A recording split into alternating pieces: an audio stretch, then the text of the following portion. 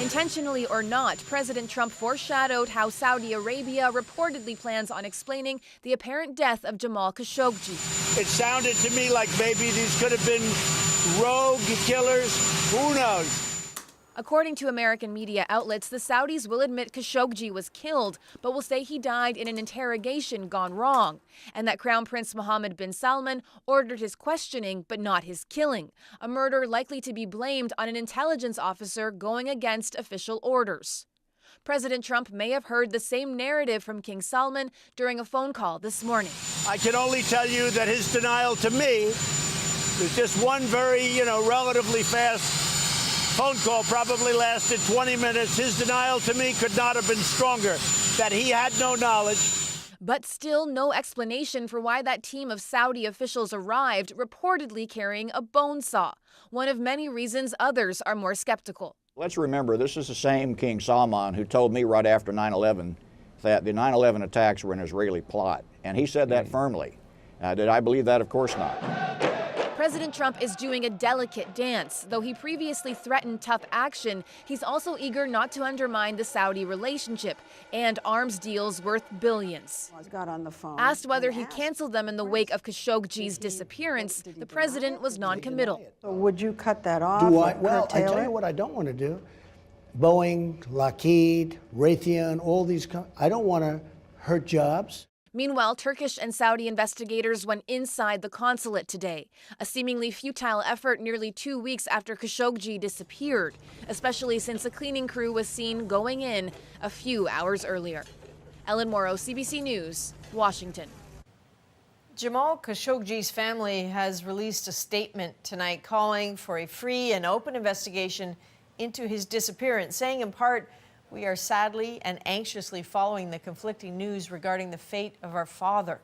The strong moral and legal responsibility which our father instilled in us obliges us to call for an independent and impartial international commission to inquire into the circumstances of his death." So how might the United States punish the Saudis, and then how might the Saudis retaliate? Well, the truth is their interests are so intertwined it may never get that far. The U.S. may not need Saudi crude like it used to, but the economic and security relationship remains massively important to both countries. Saudi regional power is basically built on high-tech U.S. weapons, and without those, the Saudis would be hard-pressed to even defend themselves, let alone play the role of regional policemen, protecting American interests and counterbalancing rival powers like Iran. It's true, the Saudis have only spent about $14 billion of Trump's $110 billion arms deal so far, but don't expect the U.S. to let this one go. The State Department said it could be worth as much as $350 billion over 10 years. It said that back when the deal was signed. All things considered, neither side has much leverage over the other. The United States isn't the only country which benefits from Saudi Arabia's very deep pockets. Canada's former Conservative government brokered a highly lucrative and controversial deal to sell light armored vehicles to the kingdom, $15 billion worth of them. So while Canada has called for a full investigation into the Khashoggi affair, the Trudeau government is not backing away from that deal.